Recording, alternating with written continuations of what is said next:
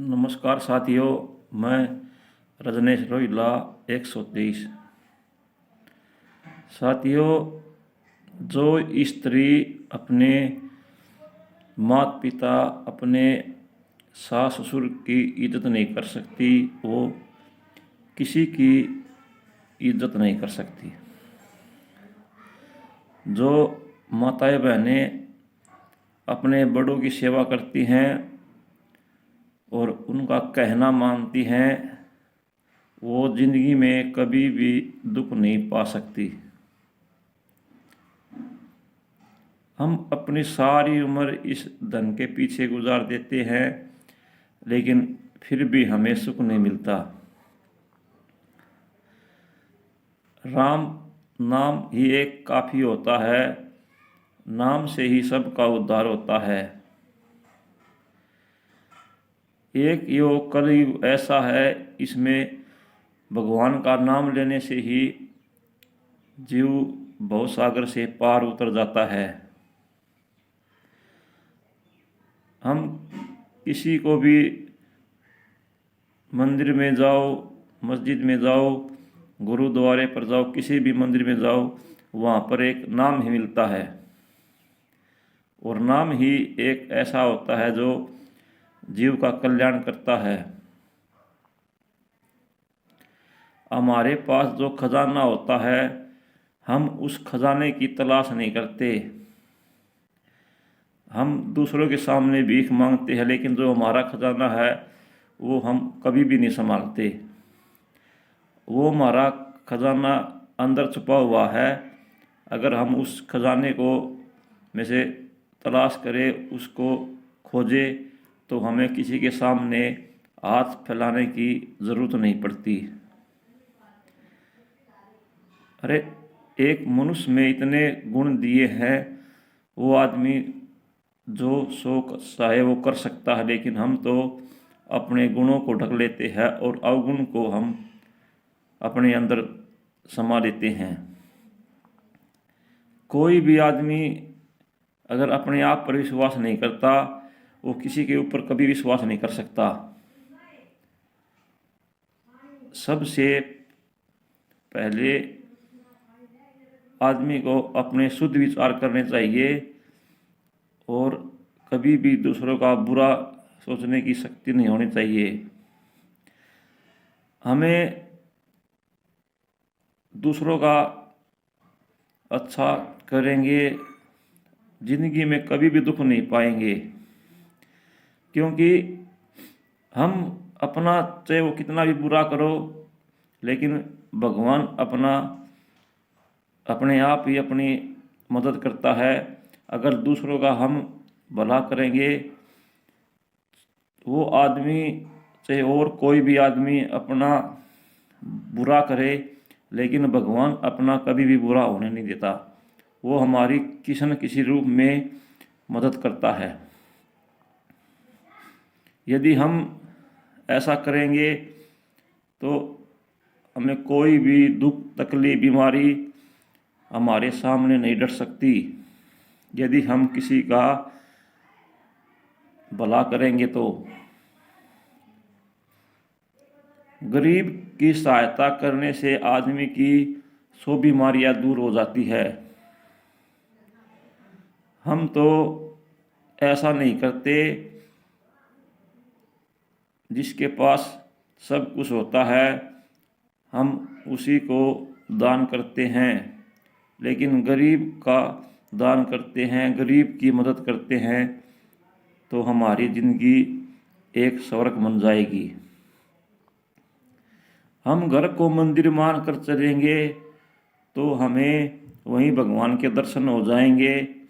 अगर हम घरों में प्रेम से नहीं रहेंगे तो हमें मंदिर जाने से कोई लाभ नहीं होगा।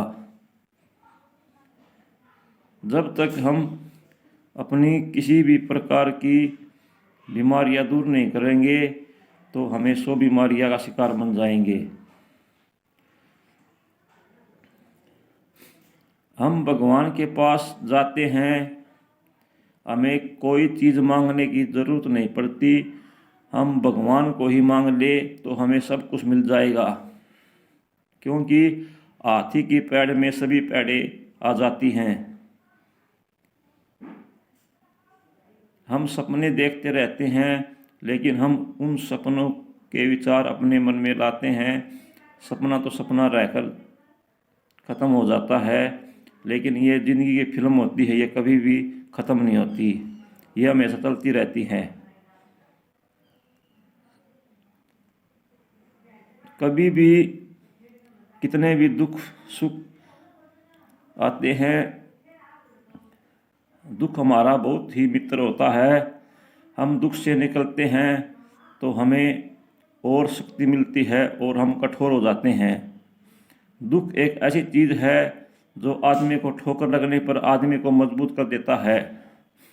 यदि जिसने दुख नहीं देखा, उस आदमी को कष्ट सहने की शक्ति कभी नहीं होती, क्योंकि दुख एक ऐसी चीज़ है जो आदमी को मजबूत और कठोर बनाता है। इसलिए हमें दुख में नाम को हम ज़्यादा जपते हैं, लेकिन यदि हम सुख में राम को इतना नाम लें रटे तो हमें दुख कभी भी नहीं आता। दुख में जितने का इतिहास बना है, राजा हरिश्चंद्र ने दुख देखा तो उसके शास्त्रों में उसका नाम अमर हो गया। हरिश्चंद्र एक सत्यवादी राजा था। उसने अपना सत नहीं तोड़ा, राज छोड़ दिया, रानी छोड़ दी, बच्चे छोड़ दिए, लेकिन उसने अपना सत नहीं छोड़ा। राजा होते हुए भी कालिया भंगी की तरह उसने पानी भरता रहा, लेकिन उसने उसका अन्न पानी कभी भी नहीं खाया। क्यों नहीं खाया? क्योंकि उसे पता था अगर तने इसका अन्न पानी खा लिया तो तुम्हारा धर्म भ्रष्ट हो जाएगा। जो आदमी अपने सत्य पर रहता है उसके सामने दुनिया हमेशा सिर झुकाती है। पैसा तो एक मिट्टी है। एक आदमी ने खड़ा खोद कर पैसे दाब दिए, एक आदमी ने मिट्टी दाब दी, संभाली उसने नहीं तो वो मिट्टी ही है। अपने आप को यदि तूने जीवन में सुखी पाना है, अच्छा बनना है और संसार में नाम कमाना है, तो दूसरों का, गरीबों का और अपना रहन सहन है उसे सच्चा बनाओ, अच्छा बनाओ। कभी भी दूसरों के सामने हाथ मत फैलाओ। दूसरों से कभी भी दान कहकर नहीं मांगो। अपने आप पर विश्वास करो। मालिक किसी को देते रहो, किसी की सहायता करते रहो। जितने अपने पास हो सके उससे गरीब की सहायता करो, तो एक न एक दिन ऐसा आएगा कि हमारा सब कुछ काया पलट जाएगी और हमें इतने भगवान की सहायता मिलेगी कि हम उसे गिनती नहीं कर पाएंगे। क्योंकि जो आदमी देता है वो लेता है। ये तो रणबंदी संसार है। जो आदमी किसी को देगा उसे 100 गुना फल तो मिलता है। लेकिन हम इस बात को कभी भी नहीं समझ पाते। जिसकी समझ में आ जाती है, 100 में से एक आदमी ऐसा होता है जो इन बातों को समझता है, और वो दुनिया में, संसार में और सारे संसार जितने होते हैं उनमें उसका नाम अमर हो जाता है। जो आदमी गरीब की सहायता करता है। लेकिन आज के ज़माने में वो काम नहीं रहा जो पहले होता था, क्योंकि हनुमान नाड़े का जति था। हनुमान जैसा वीर और हनुमान जैसा भगत इस संसार में नहीं है। कर्ण जैसा हाथ का जति नहीं है।